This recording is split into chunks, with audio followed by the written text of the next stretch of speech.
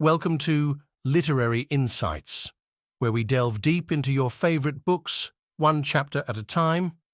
Today, we're diving into the enchanting world of Roald Dahl's Charlie and the Chocolate Factory. Let's unwrap the magic of Chapter 1. In this chapter, we're introduced to the Bucket family.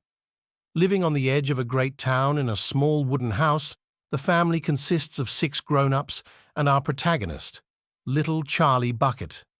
The house, with its mere 2 rooms, is a tight squeeze for such a large family. The 4 elderly grandparents, Grandpa Joe, Grandma Josephine, Grandpa George, and Grandma Georgina, share the only bed in the house. Meanwhile, Mr. and Mrs. Bucket, along with Charlie, sleep on mattresses on the floor. Now you might wonder, with such a large family, how do they manage? Well, Mr. Bucket, the sole breadwinner, works at a toothpaste factory.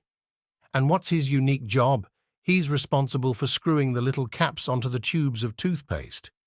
It's a humble job, and unfortunately, it doesn't bring in much. The family's financial struggles are evident. Their meals are simple and repetitive: bread and margarine for breakfast, boiled potatoes and cabbage for lunch, and cabbage soup for supper.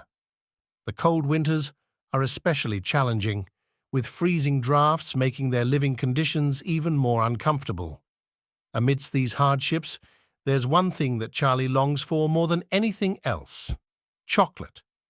Every day on his way to school, he's tormented by the sight of delicious chocolate bars in shop windows. But the real agony? Watching other children relish those creamy bars while he can only dream of them. However, once a year, on his birthday, Charlie receives a small chocolate bar, a gift that he treasures immensely. Instead of devouring it immediately, Charlie showcases remarkable restraint.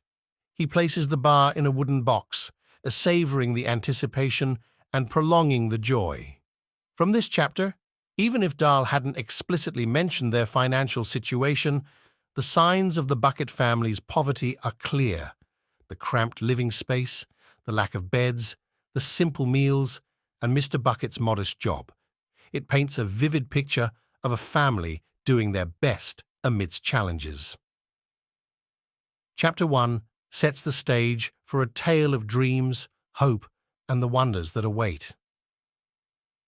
It's a reminder that magic can be found in the most unexpected places.